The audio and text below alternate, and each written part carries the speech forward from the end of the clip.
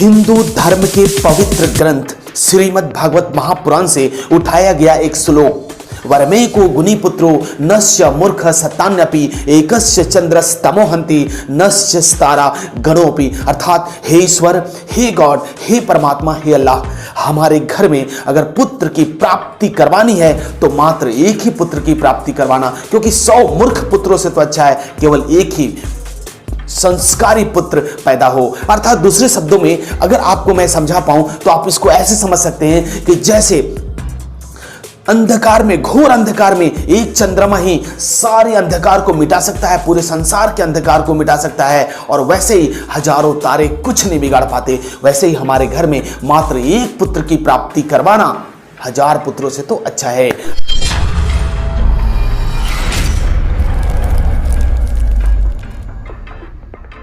Maths miracle के info segment में आज हम बात कर रहे हैं कि कैसे शबनम नाम की लड़की ने पूरे परिवार की इज्जत को मटिया मेट कर दिया, मिट्टी में मिला दिया। कुछ लोग कहते हैं कि अगर इंसान पढ़ लिख लेता है तो थोड़ा समझदार हो जाता है, जागरूकता आ जाती है, सिंसियरिटी आ जाती है, लेकिन नहीं, ये भी एग्जाम्पल अब आज के डेट में बिल्कुल छोटा साबित हो रहा है। जब ये मैथ्स मिरेकल वीडियो बना रहा है तो न्यूज़ की ट्रेंडिंग चल रही है, उसमें शबनम शबनम शबनम, यहाँ तक कि जितनी भी लड़कियां जिनका नाम शबनम है वो अब घर से बाहर निकलने पर भी शर्मिंदगी महसूस कर रही है। तो और इसी वीडियो के अंदर हम देखेंगे कि एक राष्ट्रपति, भारत का राष्ट्रपति कैसे अमेरिका के राष्ट्रपति से भी पावर के मामले में बड़ा है, और साथ ही साथ हम आपको यह भी बता देंगे कि एक मुजरिम को कैसे राष्ट्रपति अगर चाहे तो उसकी कितनी भी बड़ी गलती हो उसको बिल्कुल माफ कर सकता है या फिर उसकी सजा को कम कर सकता है। तो आइए पूरा माजरा और इस वीडियो को पूरा समझते हुए चलते हैं। प्रदेश के अमरोहा जिला में 15 अप्रैल 2008 को सूफी खानदान में मुसलमानी सभ्यता संस्कृति के अंदर एक नई नवेली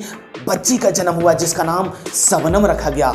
काफी खुशी, घर में काफी माहौल खुशी था क्योंकि शबनम के पापा एक अच्छे टीचर थे, एक अच्छे शिक्षक थे। अच्छे शिक्षक होने के नाते वो एक अच्छे पिता भी थे, जिसके चलते उन्होंने अपने बच्ची को बहुत ही लाड प्यार से पाला पोसा और बड़ा किया। अपने बेटिया के परवरिश में कहीं कुछ भी बाकी नहीं छोड़ा। इन्होंने 10th करवाया, 12th करवाया, उसके अलावा BA करवाया और उसके बाद मास्टर करवा दिया, यानी MA करवा दिया। इतना ही नहीं दोस्तों, इसके बाद उन्होंने MA करवा दिया। आप भी सोच सकते हैं कि एक अच्छे पिता होने के नाते उन्होंने अपने बच्चों को वो सब कुछ दिया जो उसे चाहिए था, उसे मिलना चाहिए था। अब जिंदगी का क्रूर मजाक देखिए, जब ये लड़की MA कर रही थी तो उसे किसी लड़के से प्यार हो गया, उसे किसी लड़के से मोहब्बत हो गई, और ये मोहब्बत उस लड़के से हुई जो 8वीं फेल था। आप इंटीग्रिटी समझिए, एक लड़की कहाँ इतनी हाई फाई MA करके बैठी है, और दूसरी तरफ वो लड़का जो 8वीं फेल है जिसका नाम है सलीम। एक तरफ वो सूफी खानदान की लड़की थी और दूसरी तरफ ये पठानों की खानदान का लड़का था जो 8वीं फेल था। खुदा का करिश्मा देखिए, दोनों में प्यार मोहब्बत इस कदर चढ़ गया कि लड़की के पिता को ये बात बिल्कुल समझ में नहीं आई, उनको ये बात रास नहीं आई। हालांकि लड़के के पिता और माता सब कुछ एग्री थे कि हम इस लड़की से शादी कर सकते हैं, लेकिन लड़की के पिता यानी शबनम के पिता और उनकी फैमिली को ये चीज़ कतई मंजूर नहीं था। प्यार को मोहब्बत का नाम देने वाले लोगों, जरा गौर से सुनना, एक तरफ 8वीं का लड़का, दूसरी तरफ MA की लड़की से कैसे मोहब्बत हो जाती है। समय का कुचक्र ऐसा घुमा कि दोनों ने एक डिसाइड किया कि जब तक ये रहेंगे, जब तक लड़की के पिता और माता, इनकी फैमिली रहेगी, तब तक हमें आपस में एक दूसरे को मिलने नहीं देंगे। क्या ऐसा प्यार है? उन्होंने विचार विमर्श करने के बाद ये निष्कर्ष पे पहुंचे कि आज ही रात्रि में अपनी फैमिली को नींद की गोली देकर के उनको मार देनी है, और फिर वही हुआ जो नहीं होना चाहिए था। रात्रि में सेम जैसा कथनानुसार था वैसे ही उन्होंने नींद की गोली दी या फिर पॉइजन दे दी। उसके बाद उन्होंने उस लड़की ने, उस क्रूर लड़की ने, वो MA लड़की ने कुल्हाड़ी से अपने 7 संबंधियों की निर्मम हत्या कर दी, जिसके अंदर माँ बाप, भैया भाभी और उनका एक छोटा सा नन्हा मुन्ना 8 महीने का लड़का, और साथ ही साथ एक मौसी की लड़की। आप समझ सकते हैं एक प्यार के चक्कर में अपने परिवार की बलि कोई इस कदर कैसे दे सकता है, वो भी निर्मम हत्या एक लड़के की खातिर जो अभी 6 महीने पहले मिला था, और उसका क्या जो आपको बचपन से लेकर के उंगली पकड़ करके जो आपको चलना सिखाया और इस कदर 22 साल 23 साल की उम्र तक आपको लेके आया, उसको तो आपने एक ही झटके में ठुकरा दिया। खुदा का करिश्मा देखिए, सारे जांच पड़ताल में पता चला कि शबनम ही दोषी है। अच्छा, दोषी कैसे हुई? क्योंकि उसके पेट में 2 माह का बच्चा था, सलीम नाम के लड़के का बच्चा था, तो वो दोषी में पाई गई। शबनम आज बरेली जेल में कैद है, तो वहीं सलीम आगरा जेल में बंद है। आज़ादी के बाद 150 साल पहले बना हुआ महिलाओं के लिए एकमात्र पूरे हिंदुस्तान में फांसी घर है, जिसका नाम है मथुरा जिला कारागार, जहां पर सिर्फ महिलाओं को फांसी दी जा सकती है। पवन जल्लाद जो मथुरा जिला कारागार का जायजा भी ले चुका है, और इसके साथ ही साथ जहां से रस्सी आती है वो बक्सर जिला में इसकी ऑर्डर भी दी जा चुकी है। राष्ट्रपति ने इनकी मर्सी को, इनकी पिटीशन को खारिज कर दिया है, और अब जो डेट है वो सुप्रीम कोर्ट एक डेट डिसाइड करेगा और उसके बाद इनकी फांसी मुकर्रर कर दी जाएगी। तो कुछ लोग पूछते हैं कि क्या सिर्फ शबनम को ही फांसी होगी और सलीम को कुछ नहीं होगा? नहीं दोस्तों, यहाँ पे दोनों को फांसी होनी है। हाँ, ये तय है कि सबसे पहले शबनम को फांसी दी जाएगी, सलीम को कुछ ही दिनों में उसकी भी फांसी की डेथ वारंट आएगी। शबनम के जेल जाने के बाद 2 महीने का गर्भवती आने वाले समय में एक बच्चे को जन्म दिया, जिसका नाम बाद में रखा गया मोहम्मद ताज। ताज काफ़ी समय तक, लगभग 7 से 8 सालों तक अपनी मम्मी के साथ जेल में ही रहा। बाद में अच्छी परवरिश के लिए बाल कल्याण सुधार के माध्यम से उसको एक नई दंपत्ति को दे दिया गया, जो आज हम उसके नाम का खुलासा यहाँ नहीं कर सकते सिक्योरिटी रीजन की वजह से। वो एक पत्रकार की दंपत्ति है। हाँ, ये ऐसा कहा जाता है कि बहुत समय पहले शबनम ने उस परिवार को मदद की थी, तो फिर वही परिवार को उसका कर्ज उतारने का एक अच्छा मौका मिला, और उसने इसी शबनम के लाडले को अपने घर ले जाकर के अपना बच्चा मान करके वो अभी परवरिश कर रहे हैं, उसको पोस रहे हैं, उसको बड़ा कर रहे हैं। तो दोस्तों, अब हम समझेंगे कि राष्ट्रपति के पास कौन कौन सी शक्तियां होती है, जिसके एवज में वो अपना निर्णय लेते हैं, जिसके आधार पर निर्णय लेते हैं। और इस केस में, यानी कि शबनम के केस में, राष्ट्रपति ने अपनी कौन सी शक्ति का इस्तेमाल करा है। तो आइए सीधा चलते हैं बोर्ड पर। तो मैथ्स मिरेकल के दोस्तों, आपको एक एक बात को हम डिटेल में बता देंगे कि राष्ट्रपति के पास कौन सी शक्ति होती है, कौन सी ताकत होती है, जिसकी वजह से वो अपना निर्णय सुना देते हैं। देखिए, राष्ट्रपति के पास एक याचना है जो 72 आर्टिकल में आता है, जिसका नाम है क्षमादान याचना, मर्सी अपील।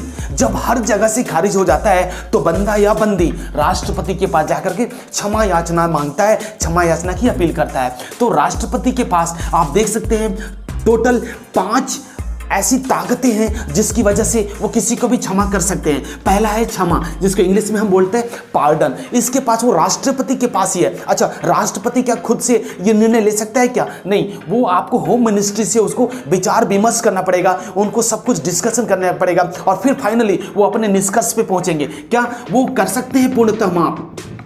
अगर कोई केस चल रहा है किसी भी आदमी के, किसी भी प्रार्थी के अगेंस्ट, तो आप जब चाहे वो बीच में अंदर ट्रायल में भी वो उसको माफ कर सकते हैं, या चाहे तो पूर्णतः माफ कर सकते हैं।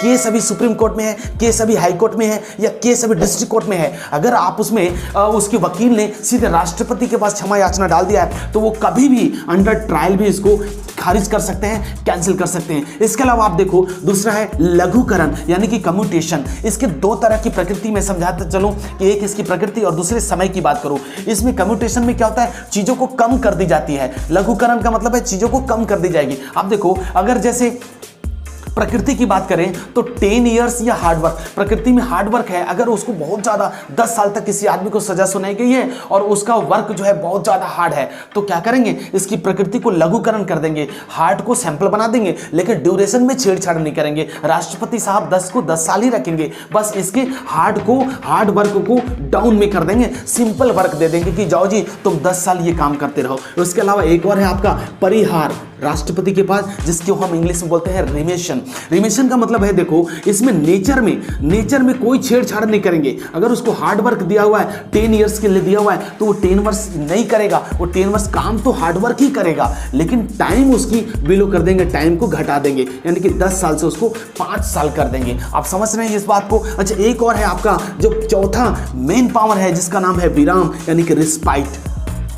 ये स्पेशल शक्ति है कि अगर कोई महिला प्रेग्नेंट है तो उसको कुछ टाइम के लिए, है ना, जब तक उसकी प्रेगनेंसी ओके हो जाए या फिर उसकी हेल्थ अगर खराब है तो जब तक उसका हेल्थ ओके हो जाए तब तक इसको विराम में कर सकते हैं, उसको रोक सकते हैं। एंड फाइनली जो इस केस में शबनम के साथ लगा हुआ है वो प्रतिबिलम यानी कि अस्थायी रोग। अस्थायी रोग और अस्थायी रोग आप समझो, इसमें क्या है, ये राष्ट्रपति के पास एक ऐसी पावर है जो सीधे फांसी के लिए अनुमोदित करती है, फांसी के लिए अलाउ करती है, और ये राष्ट्रपति इसमें सिर्फ अस्थायी रोक लगा सकता है। अस्थायी रोक का मतलब क्या होता है, जैसे मान लीजिए कि आपका राष्ट्रपति की तबीयत खराब है या राष्ट्रपति किसी दूसरे देश के टूर पे गए हुए हैं और वैसे केस में क्षमा याचना इनके पास आ गया, तो ये अस्थायी रूप से लगा सकते हैं जब तक कि राष्ट्रपति आएंगे और अब उनके पूरे टेबल पे रख के सारे फाइल को न पलट लें, सब कुछ देख के समझ न लें, तब तक वो रोक लगा सकते हैं और उसके बाद फिर वो अनुशंसा कर सकते हैं कि जाओ अब अपना अस्थायी रोक हटा देंगे। फिर सुप्रीम कोर्ट में जाकर के वो डेट लेकर के उसे हैंग कर सकते हैं, उसको आप डेथ वारंट निकाल सकते हैं, उसकी टाइमिंग की घोषणा कर सकते हैं। मैथ्स में निकल के दोस्तों अब हम वीडियो के अंतिम पायदान पे पहुंच चुके हैं और यहां हम आपको ये बताना चाहते हैं कि इंडिया और यूएसए के राष्ट्रपति के पास